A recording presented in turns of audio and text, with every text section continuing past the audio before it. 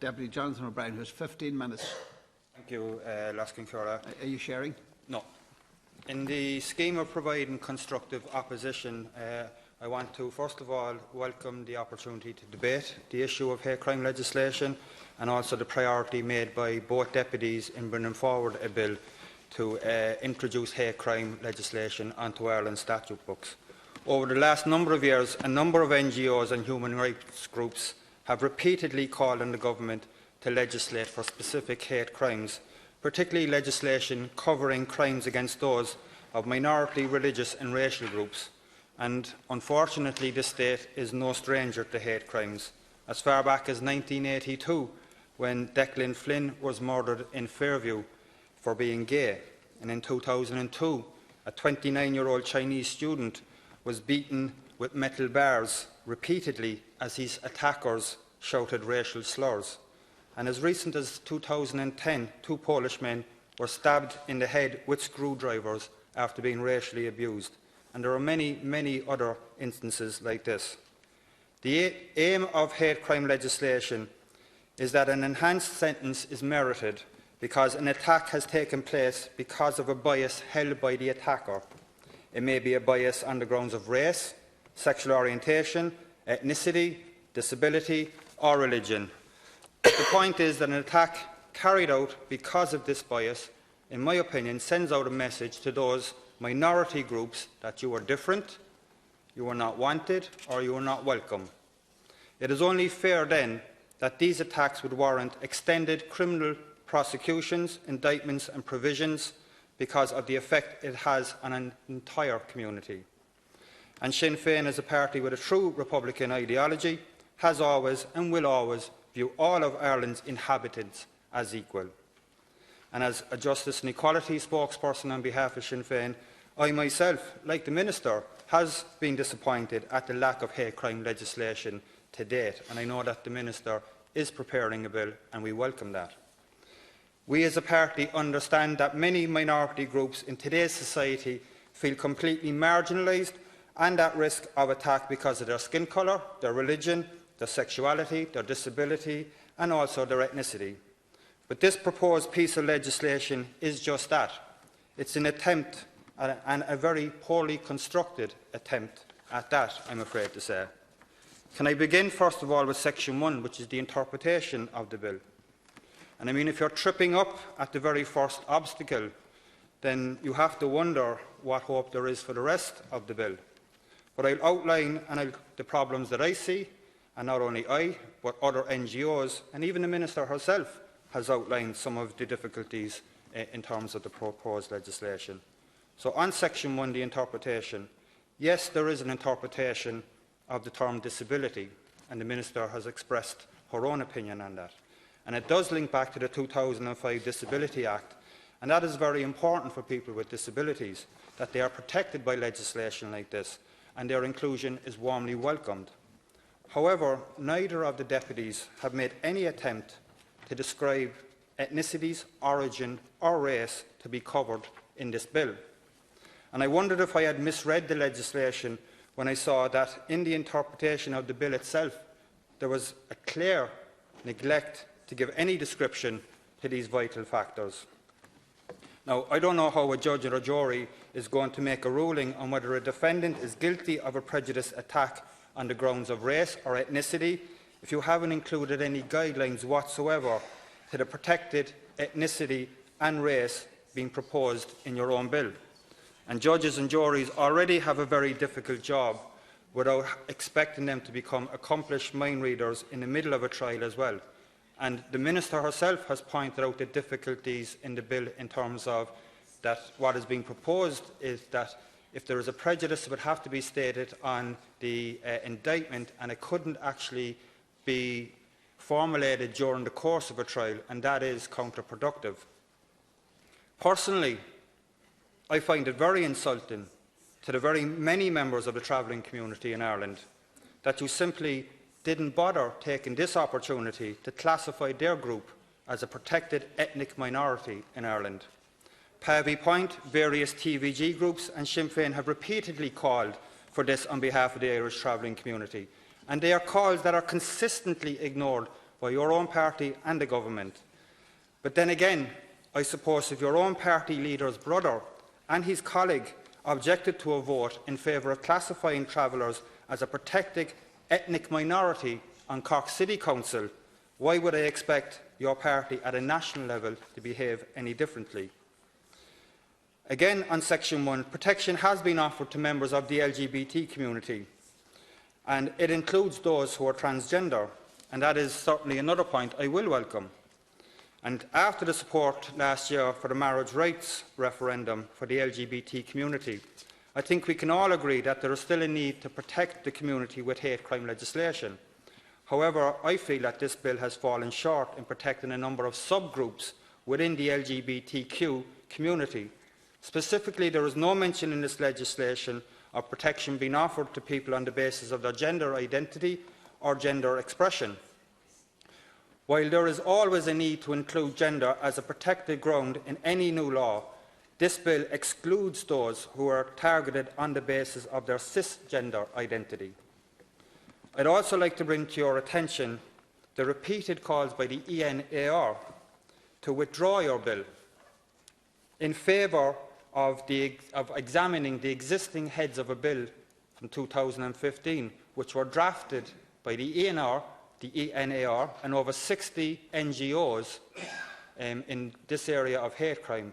And it's a very detailed bill, and they have asked that that bill would be considered by the Oireachtas. That bill was drafted on the back of a report following a working group which has been established. And unfortunately, that is not the case. In fact, Shane O'Curry, the director of the ENAR, has expressed concern only this week, and I quote, he has said that the bill is fundamentally flawed. Passing it would be deeply counterproductive. That is the opinion of a coalition of over 60 NGOs, academics and authors who state that it is so deeply problematic as to render it unworkable and unamendable. It uses outdated language and does not cover trans people, travellers, refugees or asylum seekers. Now, that is a very glaring oversight, unfortunately, deputies, and one that I find hard to understand, given that I come from a community myself that has a growing population of differing religions. According to... Sorry, can I just check how much time, because the clocks are gone off? Okay, thank you. According to reports over the last number of years from the Migrants' Rights Council and the European Network Against Racism, there has been a marked increase in the attacks on people of African origin. Furthermore, there is evidence from my own constituency in Cork that there has been a rise in attacks against people of the Islamic faith.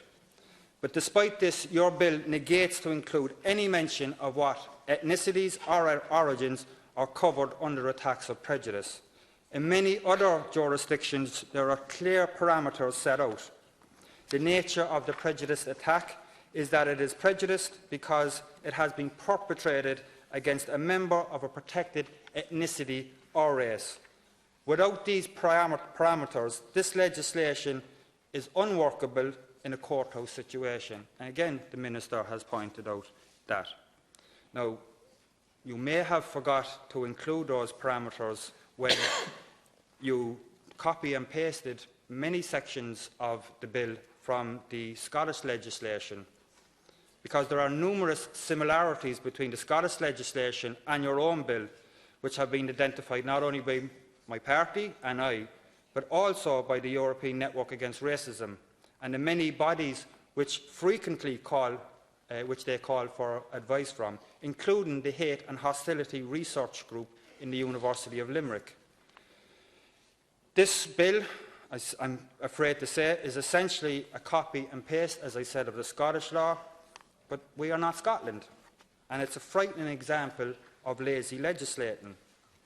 Ireland has a drastically different criminal justice context. We have constitutional requirements that the Scottish law does not take the same approach to. For example, including the guarantee of equality, freedom of expression and the requirement for certainty. Without addressing these constitutional points, this bill is simply unworkable.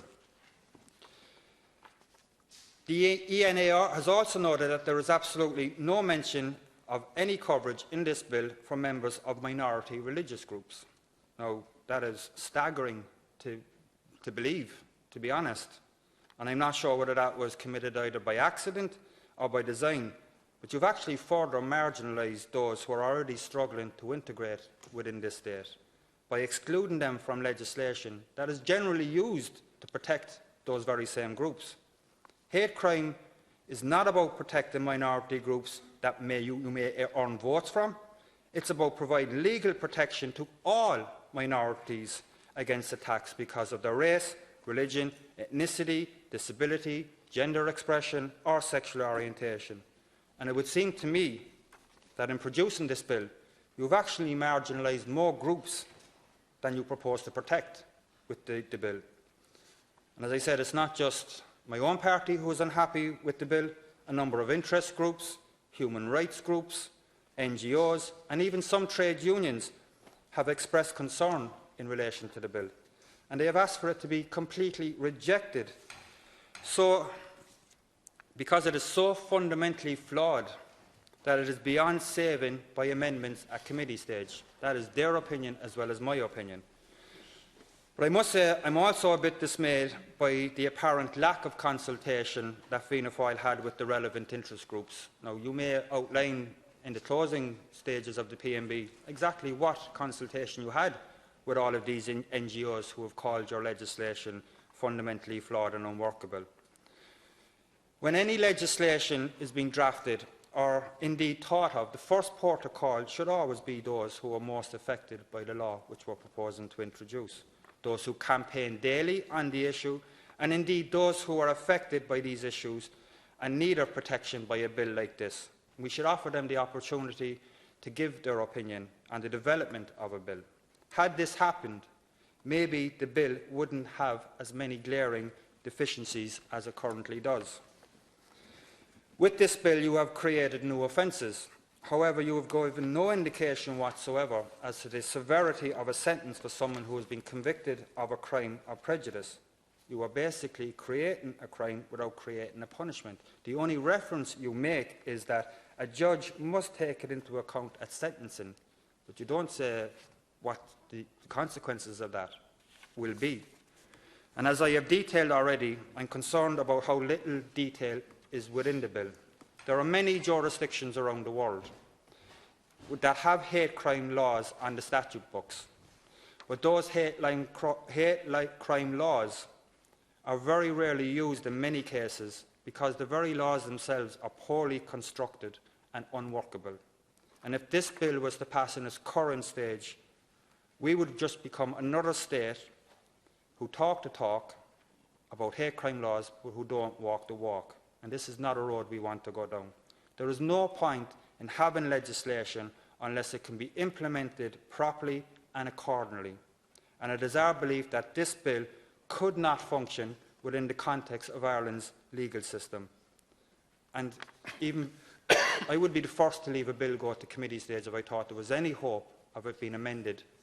But in this case, I believe that allowing this bill to go forward to committee stage would actually be irresponsible and a regressive step.